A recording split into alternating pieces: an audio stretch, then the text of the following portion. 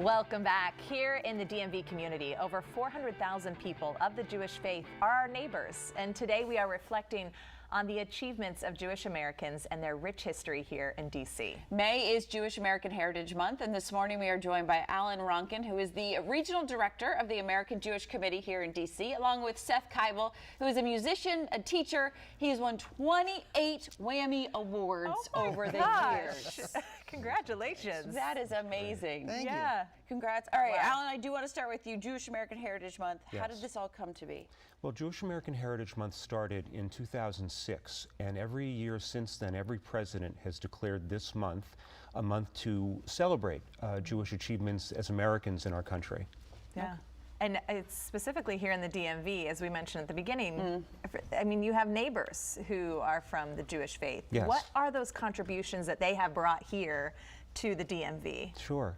Well, I mean, here in the DMV, we have a long, long history. I mean, Jews started coming here in about 1720. And we've built tremendous institutions, including our synagogues and hospitals and things like that. And just as part of government, as part of commerce, as part of entertainment, Jews have been all over as part of being good Americans and part of our civic duty. Yeah, part of our fabric. Yeah, Yes. giving so much to the community, like you said, the food, the businesses, the faith, and then Seth, of course, the music. Yes. Musical contributions have been significant. Yeah, well, you know, one of the types of music that I like to play is what's called Klezmer. And the short story on Klezmer is it's Eastern European Jewish folk music, the kind of music you would hear at a wedding or other type of village celebration. But it gets more interesting than that, because it's also what happened to this music when over 2.5 million Jews traveled across the Atlantic Ocean at the end of the 19th, beginning of the 20th century, settled in the U.S., and those old world sounds began to mix with the sounds of the new world, stuff like early jazz and Tin Pan Alley. And the result, in many ways, is a quintessentially American form of music reflective of the Jewish immigrant experience in the melting pot of the United States. How did you get into it? Did you just discover you had musical talent for it? You know, it's a type of music that connected to me when I first heard it. I love the energy, the freshness, the spontaneity of this music, even though a lot of this music was created, 60, 70, 80, 90 years ago.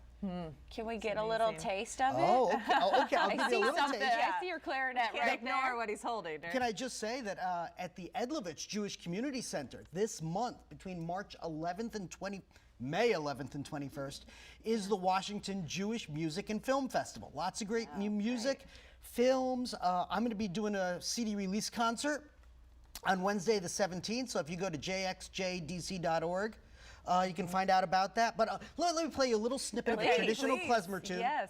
This is called Nacht in Gan Eden, which translated from the Yiddish into English means a night in the Garden of Eden, which is practically the same as Great Day, Washington.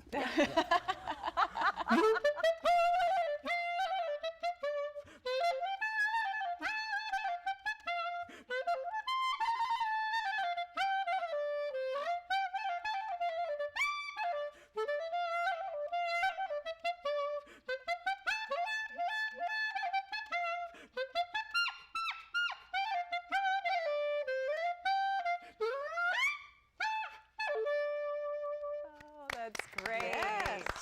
That's great. I can see people dancing to that, having a good time. And you talked about the film festival and everything. Alan, there's so many events going on this month, right? Yes, absolutely. The community is all full of events. We have event in honoring Ruth Bader Ginsburg's legacy. We have films going on at the Library of Congress, and just so much more. You can find so much more about it on ajc.org, which has all of the events and all the things listed. And it's so important from what we've been seeing with what Jewish people have been going through in our country right now and all over, really, to be able to celebrate this month. Absolutely. It's been a difficult time for some of the Jewish community. You know, we're 2.4% of the population in this country, and unfortunately targets of a lot of hate and bigotry. But this is a month to talk about achievements. This is a month to talk about joy. And I think it's really important for people to look at us in a real rounded out way, not just as victims, but as people who celebrate and as people who have really devoted their lives to making this country a better place. Yes. Well said. Thank you. I love that. Thank you so much, Seth, for a great performance. Yes. Thank you. There's so many wonderful ways to celebrate the Jewish community this month. For more information on advocacy, how to get involved, all the events, you can go to ajc.org. Thank you, you gentlemen, both. for being Yes, here. Thank Thank you.